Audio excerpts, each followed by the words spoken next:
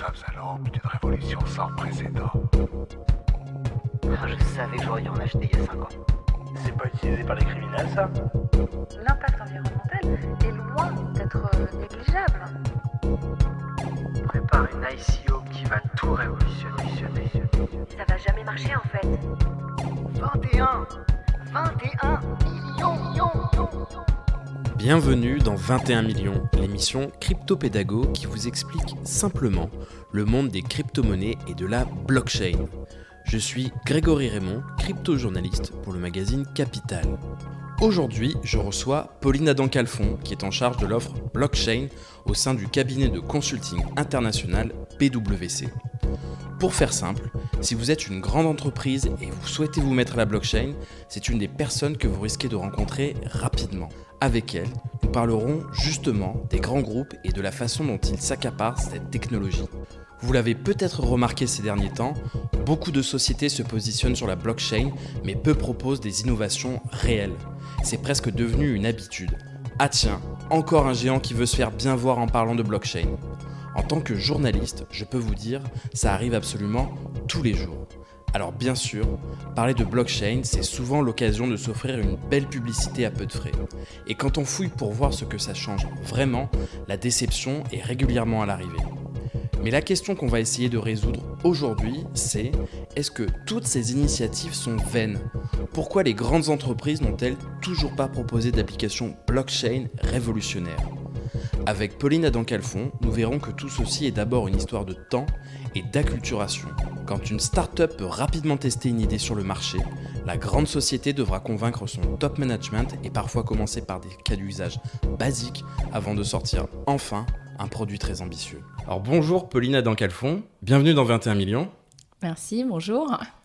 Alors chez PwC, vous êtes un peu Madame Blockchain et votre mission consiste à conseiller les grandes entreprises qui décident d'adopter cette technologie ou en tout cas qui se posent la question de l'adopter. Du coup, en quelques années, vous avez dû voir leurs sentiments largement évoluer. Est-ce que la blockchain est désormais un sujet important pour elles ? Alors, il y a deux façons de répondre à la question. Donc déjà, oui, on a vu effectivement les choses évoluer. Et puis évoluer finalement assez récemment, parce que ce ne sont pas des technologies si matures que ça, même si on fête le 10e anniversaire. Ce qu'on voit, c'est que jusqu'à très très récemment, et quand je dis très récemment, j'ai envie de dire 12-18 mois, c'était vraiment des sujets qui étaient réservés à des spécialistes au sein des corporates. Donc voilà, si je caricature un peu des geeks qui étaient férus de technologie, et ça restait des sujets qui étaient cantonnés en fait à des experts. Là, on voit en fait un mouvement où le sujet commence à se diffuser au sein des corporates. Donc ça, c'est quand même une évolution assez forte. Après, il n'est pas diffusé de la même façon dans toutes les entreprises, évidemment. Alors, on parle beaucoup de l'intelligence artificielle, de la deep tech ou encore de la nanoélectronique. Alors, est-ce que, selon vous, la blockchain est prise autant au sérieux par les corporates ? Je pense que quand le sujet est abordé, c'est un sujet qui est tout à fait pris au sérieux. En revanche, ce qui est sûr, c'est que derrière la blockchain, il y a eu toute une phase où il y avait pas mal de choses négatives, de connotations négatives. On a encore énormément d'entreprises qui, pour prendre le sujet et pour essayer de faire en sorte que ça devienne un sujet d'entreprise, font absolument la différence entre d'un côté la blockchain, qui peut sembler, on va dire, propre, et les cryptos, qui, dans certains environnements, peuvent paraître sales. On n'a évidemment pas tout ce débat autour des nanotechnologies, de l'intelligence artificielle, même si, évidemment, il y a des sujets autour de la déontologie. Mais on va dire qu'il y a quand même une particularité autour de ces sujets blockchain, c'est tous ces débuts un peu sulfureux qui ont quand même pas mal fait parler d'eux, et pour le coup auprès du grand public. Comment la prise de conscience en faveur de la blockchain a-t-elle eu lieu au sein des grandes entreprises ? Est-ce qu'il y a eu un catalyseur ? Alors oui, encore une fois, il y a deux phases. Il y a déjà le fait que dans toutes les entreprises, on a certains collaborateurs qui se sont vraiment pris, mais à titre personnel, du sujet et qui ont vraiment voulu le pousser parce qu'ils ont vu assez tôt l'intérêt. Mais surtout, il y a eu des POC qui ont fait parler d'eux, donc des proof of concept, voire des mises sur le marché, qui du coup ont fait réellement prendre conscience finalement au top management que c'était un vrai sujet d'entreprise. Donc souvent, voilà, ça vient de l'intérieur, quoi. Ça vient de l'intérieur et aussi de l'extérieur, c'est-à-dire que je pense, si on prend un secteur comme l'assurance et qu'on reste sur le sol français, il est indéniable que tout le monde dans le secteur de l'assurance a entendu parler du lancement de Fidzi, par exemple, qui avait été lancé par AXA. On aura l'occasion d'en reparler tout à l'heure. Et qu'est-ce qui intéresse vraiment les grandes entreprises dans la blockchain aujourd'hui ? Eh ben, c'est justement la question, c'est la bonne question qu'elles doivent se poser. Malheureusement, elles ne se posent pas toujours cette question de savoir qu'est-ce qu'il y a d'intéressant. On voit parfois donc, qu'est-ce qu'il y a d'intéressant ? Typiquement, ça peut être soit des sujets de type expérience client. Typiquement, Carrefour qui permet d'offrir de la transparence à ses clients en blockchainisant en fait les produits alimentaires qu'elle propose dans ses magasins. Donc transparence. Ça peut être des sujets de certification. Pouvoir apporter de la transparence sur le fait que des actions qui doivent avoir lieu ont réellement eu lieu. Ça peut être des gains économiques avec des coûts de transactions qui sont réduits. Et puis, et je pense que c'est un sujet qui n'est pas encore assez pris mais qui émerge et à mon avis qui est fondamental, qui sont des sujets autour de refonte totale de business model. Et souvent, en fait, le sujet n'est pas, enfin souvent, dans les cas où en tout cas on n'a pas encore des mises sur le marché qui sont très massives, c'est que le sujet a été pris soit uniquement sous l'angle technologique, soit sans vraiment justement se poser la question de qu'est-ce qu'on cherche à obtenir avec la mise en place de la blockchain. Et pour l'instant, ces projets dépassent rarement le stade de l'expérimentation ou de l'annonce marketing un peu creuse. Comment ça se fait que les premiers produits grand public révolutionnaires tardent autant à arriver ? Encore une fois, on voit que les premiers POC, donc les premiers époques, les premiers donc proof of concept, donc voilà, les premières expérimentations, elles étaient faites plutôt justement par des équipes qui étaient vraiment convaincues que la blockchain pouvait disrupter, mais c'est pas forcément des sujets qui avaient été pris au niveau du comité exécutif de l'entreprise. Donc ils n'avaient pas forcément eu l'occasion d'avoir une réflexion globale. Or, c'est vraiment, nous semble-t-il, des sujets qui doivent être pris à haut niveau parce qu'il y a différentes dimensions, des dimensions déjà de gouvernance, puisqu'on est sur des systèmes décentralisés, des questions économiques, des questions comptables, des questions réglementaires, des questions typiquement d'expérience client, etc. Et est-ce que vous pouvez nous dire avec qui vous travaillez actuellement ? Alors oui, il y a des clients pour qui, enfin je vais pas forcément donner des noms de clients, mais on va dire, je vais plutôt donner des secteurs d'activité. On travaille beaucoup avec des acteurs dans les services financiers, que ce soit des acteurs bancaires au sens large, des acteurs de type des exchanges, des acteurs dans le monde de l'assurance. On travaille aussi avec des pure players et on travaille avec quelques acteurs aussi dans l'industrie. Mais nos clients, en tout cas, sont plutôt dans les services financiers parce que une des raisons pour lesquelles il s'intéresse à la blockchain, c'est tout ce qui tourne autour de la tokenisation. D'accord. La tokenisation, si on pouvait la définir simplement, ça serait quoi ? La tokenisation, en fait, c'est la représentation digitale d'un actif. Donc, c'est le fait de pouvoir émettre en fait un jeton. Finalement, elle a un intérêt assez fort pour pouvoir finalement créer un second marché apporter de la liquidité sur des actifs qui traditionnellement ne s'y prêtent pas. Donc typiquement, si on prend l'exemple du secteur du real estate, donc de l'immobilier, aujourd'hui, quand vous achetez un immeuble, pour faire simple, il peut y avoir quelques acteurs, il y a des mécanismes où on n'est pas obligé d'avoir un seul propriétaire, mais enfin, c'est pas quelque chose qui est réparti sur des centaines ou des milliers de propriétaires. La tokenisation, c'est typiquement un outil qui permet d'apporter une liquidité, encore faut-il qu'il y ait un second marché bien structuré. Et pour en venir plus globalement au développement du secteur, est-ce qu'il y a un risque que la blockchain ne soit qu'un effet de mode et que dans 5 ans, on n'en parle plus ? De toute façon, si vous prenez toutes les prédictions qui étaient faites au moment de l'émergence de technologies, il y en a plein qui sont fausses, donc je ne vais pas rentrer dans la prédiction. Nous, on est convaincus que non, que ce n'est pas qu'un effet de mode. Bien sûr, on pense que sur certains, il y a eu certains use cases autour de la blockchain qui sont gadgets, et donc je pense qu'il va y avoir beaucoup de cas d'usage sur lesquels on va revenir en se disant non, finalement la blockchain c'était qu'un effet de mode. Cela étant, nous on pense qu'il y a vraiment des tendances de fond avec des vraies utilités, et voilà, je parlais de la tokenisation, c'est un exemple. Et c'est marrant parce que vous parlez de ces cas d'usage gadget, parce que souvent un projet blockchain pourrait être réalisé grâce à une simple base de données distribuée classique. C'est moins cher et en plus c'est plus facile à utiliser. Pour quelles raisons la blockchain est souvent utilisée dans ces cas-là, selon vous ? Alors, déjà, il y a si je prends certains, je ne vais pas citer de nom, mais il y a certains corporates qui ont lancé donc en mise sur le marché, on n'est pas sur de l'expérimentation, des cas d'usage autour de la blockchain, et pour lesquels vous verrez énormément de commentaires qui se répandent dans la presse pour dire que c'est typiquement des cas gadgets. Pour autant, donc on pourrait se dire c'est n'importe quoi, ils auraient pu tout à fait le faire autrement.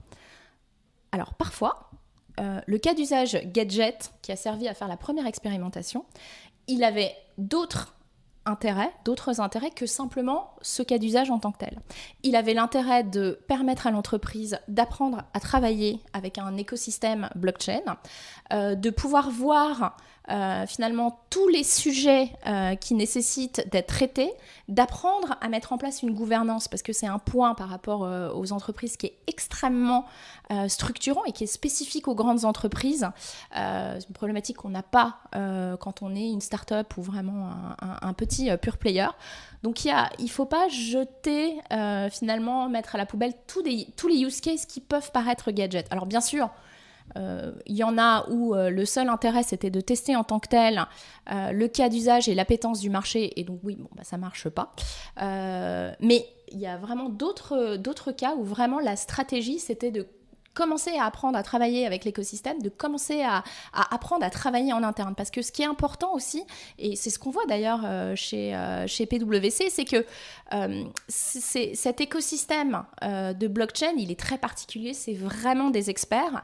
Et il y a tout un enjeu de diffusion des compétences et de faire matcher finalement les compétences métiers avec ces compétences qui sont purement blockchain. Et c'est extrêmement important de réussir à mettre en place en fait le dialogue entre ces différentes expertises. Et donc le fait de pouvoir lancer un premier cas qui est peut-être pas très intéressant d'un point de vue économique, eh bien c'est aussi une façon d'apprendre à collaborer et d'apprendre à voir sur des petits sujets finalement des points structurants pour peut-être le coup d'après voir les sujets en grand. Puis il y a un deuxième intérêt aussi autour de qui ne t'aura pas échappé, c'est aussi que ça a pu permettre à certaines entreprises d'avoir énormément de buzz médiatique parce que ce sont des sujets qui ont été extrêmement repris, commentés. Voilà. Et je voulais vous demander quels étaient les secteurs qui offraient le plus de perspectives pour un développement ambitieux de la blockchain. Bon, vous m'avez un peu répondu tout à l'heure. Pour l'instant, le monde financier s'y prête en priorité. Et je voudrais qu'on parle spécifiquement de l'assurance. Qu'est-ce qu'on peut imaginer comme produit révolutionnaire dans l'assurance avec la technologie blockchain ? J'imagine que les smart contracts, ces contrats intelligents peuvent apporter quelque chose. Oui, alors, en fait, je ne sais pas si la question, elle doit tourner uniquement autour des produits, des nouveaux produits d'assurance qui seront induits par la blockchain.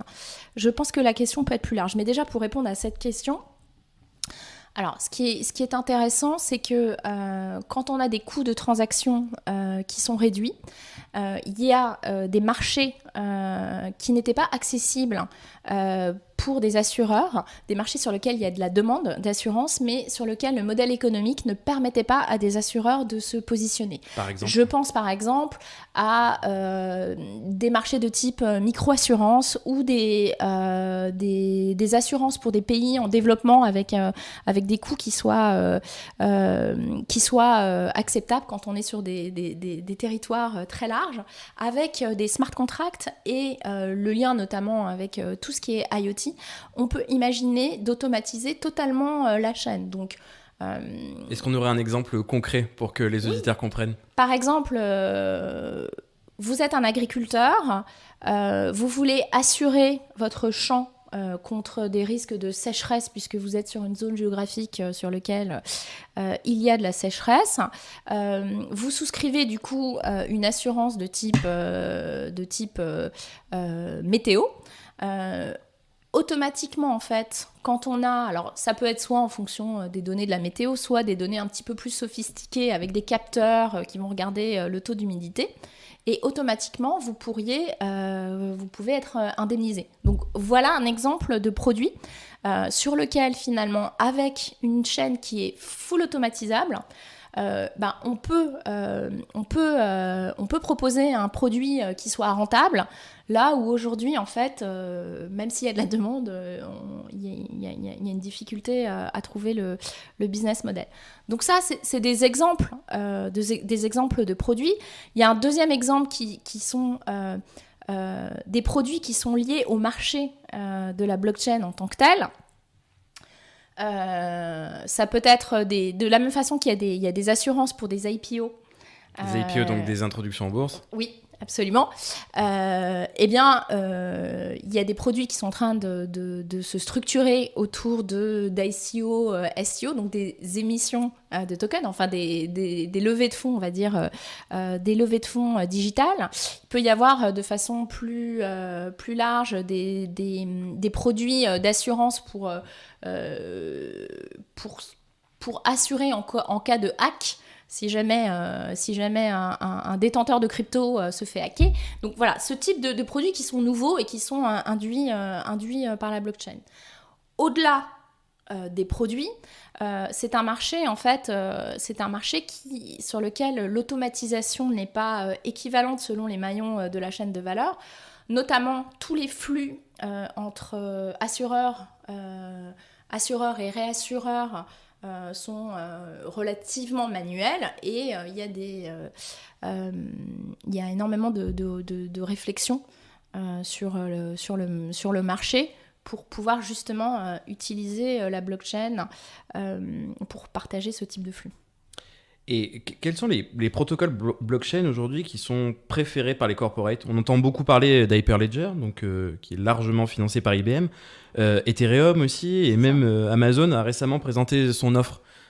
Il y a un premier point qui tourne autour de la prise de conscience de la responsabilité sociétale des entreprises, donc tout ce qui tourne autour de ce qu'on appelle RSE.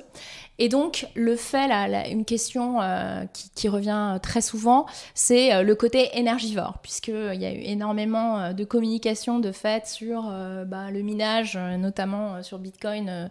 Ça nécessite beaucoup d'énergie. Et comme les dirigeants d'entreprise sont de plus en plus soucieux d'avoir un impact positif sur la société, c'est clairement un des critères de choix.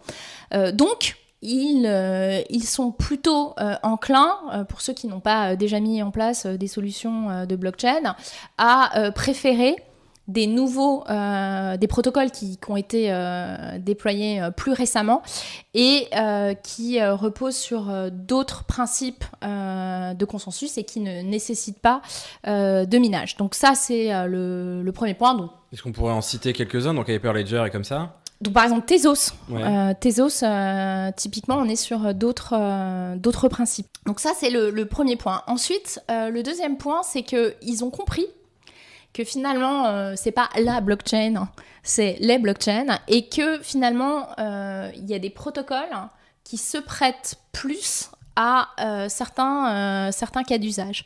Donc là où finalement ils se posaient pas complètement la question, ou dit autrement, ils allaient un petit peu là où tout le monde allait.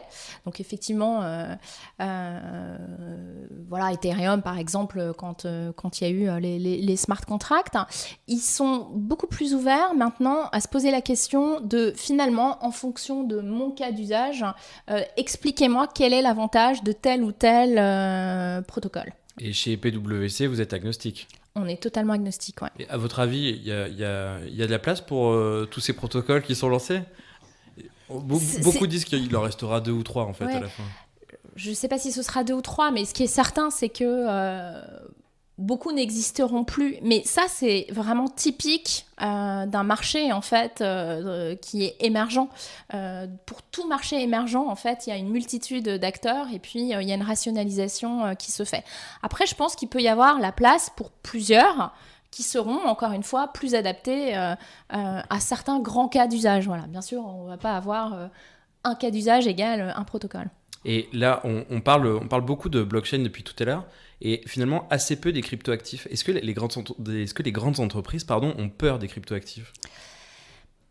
Alors là aussi, en fait, je pense que la maturité est différente, encore une fois, selon les secteurs.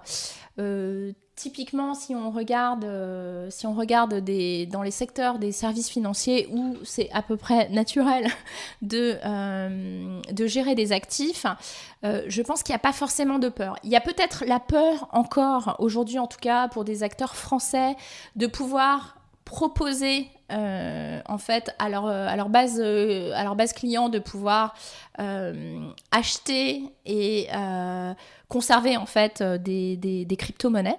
Ça, je pense que c'est pas encore un cliquet qui a été déverrouillé. En revanche, utiliser la mécanique des crypto-actifs pour pouvoir émettre ou échanger des tokens qui sont des actifs crypto. Je pense que, en tout cas, parmi les acteurs des services financiers, ce cliquet-là est déverrouillé aujourd'hui. Et Facebook devrait prochainement lancer sa crypto-monnaie destinée à s'envoyer des fonds entre utilisateurs. Est-ce que, selon vous, ça pourrait changer le paradigme ? Alors, c'est quelque chose qu'on regarde beaucoup. Derrière cette idée, en fait, ce qu'il y a de nouveau, en tout cas pour le grand public, c'est cette notion de, on va dire, stablecoin. Donc, il faudrait définir, donc les stablecoins, ce sont des crypto-monnaies indexées sur d'autres actifs, voilà. Et c'est souvent le dollar. Et du coup, l'intérêt, c'est qu'on enlève tout sujet justement de spéculation qui, notamment, peut faire peur. Donc oui, ça, c'est des sujets qu'on regarde avec attention. Et je pense que oui, ça pourra... alors, il n'y a pas d'intérêt... il n'y aura pas d'intérêt pour tout le monde d'avoir un stablecoin. Mais effectivement, dans certains cas de figure, je pense que ça pourra avoir des impacts forts. Et en 2017-2018, on a entendu beaucoup de rumeurs au sujet d'ICO lancés par des géants du CAC 40. Alors aujourd'hui, on n'en a toujours pas vu la couleur. Est-ce que c'est quelque chose qui a été définitivement écarté par les grandes entreprises ? Alors, non, ça n'a pas été définitivement écarté. Alors, on parle d'ICO ou d'émission de securities token. Donc, en France, un token peut avoir différentes formes. plutôt la forme qu'on appelle utility token, ou qui donne plutôt accès, on va dire, à des services, ou securities token, qui est plutôt assimilable, on va dire, à un titre financier. La façon de comptabiliser, le cadre réglementaire n'est pas du tout le même pour l'un et pour l'autre. Donc, il y a des projets qui étaient pensés dans un cadre. Aujourd'hui, on voit un éventail un peu plus large d'instruments possibles pour émettre des tokens. Je crois qu'effectivement, ceux qui pensaient qu'on aurait un nombre important d'ICO ou même de STO tout de suite ont surestimé cette tendance. Ce qui est sûr, c'est que les CAC, les grands corporates, ils ont besoin d'un cadre réglementaire qui soit stable pour pouvoir faire ce type d'exercice. Donc évidemment, il y a énormément d'attentes par rapport finalement à la déclinaison de la loi Pacte, puisque là, il y a eu toutes les discussions dans les chambres. Ce qui est important, c'est ce qui va se passer dans les prochains mois. Et finalement, tout le monde se regarde. Finalement, pour avoir des tokens, il faut un cadre réglementaire qui soit stable. Il faut aussi avoir des plateformes dans lesquelles on ait confiance pour pouvoir échanger ces tokens pour le marché secondaire, parce qu'un des intérêts, c'est quand même de pouvoir apporter de la liquidité. Donc finalement, il y a quelques grands maillons, on va dire, qui sont nécessaires pour que cette chaîne de valeur fonctionne. Et en fait, c'est l'œuf et la poule. Donc tout ça est en train de se mettre en place. Donc est-ce que nous, on pense que tous ces projets sont mis aux oubliettes ? La réponse est non. Est-ce qu'on voit que certains temporisent ? La réponse est oui. Est-ce que certains continuent d'avancer ? La réponse est oui également.